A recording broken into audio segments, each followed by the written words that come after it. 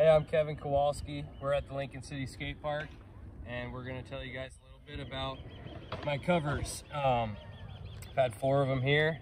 Juice magazine was the first one, and this is a spot close by where I grew up on the beach. It's a natural quarter pipe sandstone rock that the oceans formed over several years, and yeah, it's pretty cool. I found it one day on the beach and I just had to skate it, and told my friend who shoots photos, Brady Walsh, and we went down there, and yeah, we got this frontside stalefish photo, and he sent it to Juice, and then we got the news that it was a cover, and we were super stoked, both of us. And I believe there's an interview in here too with Mark Scott. Oh, Mark sweet. Scott was interviewing me, and there's some photos from the bowl that we built at my house. Rad. And so that was around that kind of time when we first started that. Now, it looks like there's very little runway on this thing, so you have to really kind of run along the sand and then jump on your board and hit it. Yeah, so you can kind of see it right here. That's actually a piece of driftwood, like a log. And I just like put the log down in between some rocks, and I would run on the log, throw down, and then have just enough speed to get a trick on the rock. And yeah, I've never really seen a spot quite like it before, and it's a special one for sure. Rad. And then Confusion's next. Yeah, and so this was the Gonzales pool. I got to skate, and I was super lucky to get to go there. I was skating a bunch of pools all the time, and was always looking for new ones, and this one just popped up one day, and yeah, I didn't even know what to expect when we got there, but it was like one of the best pools I've ever skated. This pool was really good, and I got stoked enough to want to try a stalefish over the diving board, and yeah, it worked out. Was it a pretty heavy session? Were there a lot of dudes there? Yeah, there's some people in the background here. I can't really make out exactly who they are, but I remember, you know, I was skating it with like Ben Rayborn at the time, and he did some crazy stuff over that diving board later. And so this is issue 3 of Confusion, which was very early on, and they're into the mid-30s now as far as issue numbers, so that's cool that you got a really early one of that. Yeah, I was just reminded of that. I couldn't believe it. Like, that's pretty cool to be on the 3rd issue, and it's a really cool magazine. They got some really cool stuff. If you haven't heard of them, check them out. Oh yeah. And then it's your backyard. Yes.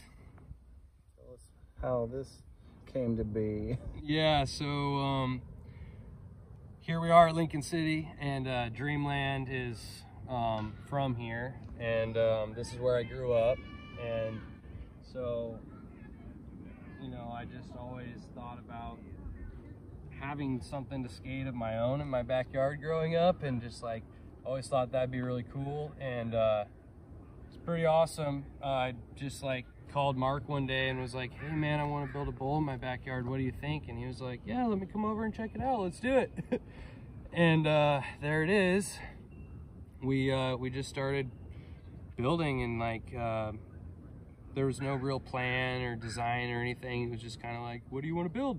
And we built it, and now it's there. And how many times have you added to it, or like how many different builds was it, or pours? So it was probably like 4 years to get it to the point that it's at, of building nonstop, and I would just spend all the money I made that year on concrete, and then wait another year and do it again. And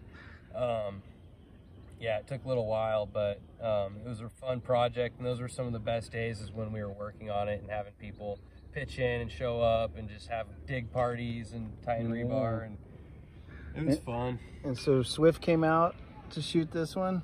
Yeah, so Swift came out to shoot that one. We were shooting a bunch of photos at the time, and working on some projects and videos for the Skateboard Mag, and yeah, he came over to my house, and I had been thinking about this trick because I seen this branch on top of the tree, and I figured there was something possible to be done on it. I just had to try it, and I needed a good session. I needed to get really hyped up to do it. And so a lot of my friends came through on a trip, and they showed up with the van, and I got a really good session with all my friends, and it was a good one. I was stoked, and it was time. And so I started trying it, and it was kind of scary.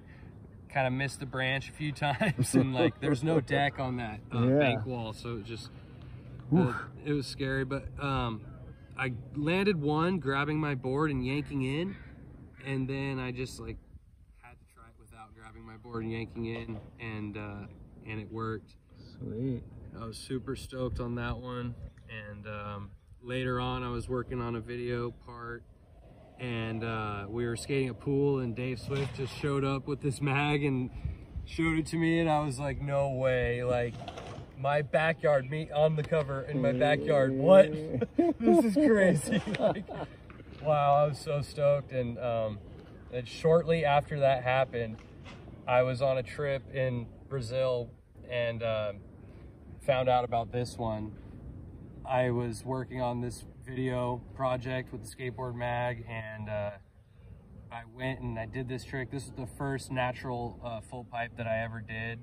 I just did my first loop at Reedsport like shortly before that, and was kind of on like a little loop hunt, and I wanted to try a natural one like in a ditch or something, and this one was in Irvine, and it was like kind of the perfect size, I thought. And so I started trying it, and it worked, and I landed it, and I was really stoked. And yeah, I just got surprised with this crazy cover, and Dave Swift, you know, made all these different shots of me going around the loop, and it was really cool, man. I was so stoked. And, I should point out that the one in your backyard is issue 145, and then just 4 months later at issue 149 was the loop cover. So that was pretty incredible to get two Skateboard Mag covers in 1 year, just only 4 months apart. Thanks. Yeah, I was super surprised. This one right here was just like enough. I was just like, yeah, no way, I got a cover in my backyard. I was still celebrating this one by the time I got this one, and it was just like, wow, like it was good times, man, good memories. And I had a lot of fun with Dave Swift, shooting the interviews that are in there. And so was it the in transition part that you were working on, or so it was the next new wave, which says on this issue here. That was the video. That was the video part, and I have an interview in this one. I haven't flipped through this one in so long, I can't remember what was in there, but yeah, I was going on a lot of missions with Swift at the time, and it was fun. Oh yeah. Now, I like to ask guys about influential covers from their past. Like, do you have any classic covers that stand out in your mind, things that influenced you as a younger skater? Oh, definitely, for sure. Definitely things that I could like resonate with. Mike Carroll doing the Japan Air at Waldport on the Thrasher cover was super sick, because that park's right next to my house, and I grew up there. And then when I saw that Thrasher come out, I was just like, no way! I like went to the park immediately and just got super stoked to skate. And then you didn't happen to be here when Red had his cover shot here, did you? That one too. Yeah. So I wasn't here when that happened. I was alive, but I was really young when that happened. But yeah, gnarliest skate park, gnarliest place in the world, gnarliest skate park ever. Yeah, Mark's cover, doing a frontside air on the overhang of the original park was definitely one of the best covers ever. It still is. I think about it every time I see that quarter pipe and skate with him up here. And he's still doing that now, and it's insane. One of the biggest influences ever, and super stoked for my first cover to have an interview with him in it. And yeah, so here we are, and Lincoln City's still one of my favorite skate parks. Still come here all the time, and ran into you today. Run into all sorts of cool people here, and yeah. Thrasher cover at Reedsport, Keegan Sauder. That one was a good one and definitely influential because it was close by, and that park has the first loop that I ever did, and that led to one of the covers that I got. So yeah, that was a good one. Cool. I think that about covers it, Kevin. I'm excited to see you up at Northwest Open not this weekend, but next weekend, and be plenty of shredding to come. Thanks, Kevin. Good times.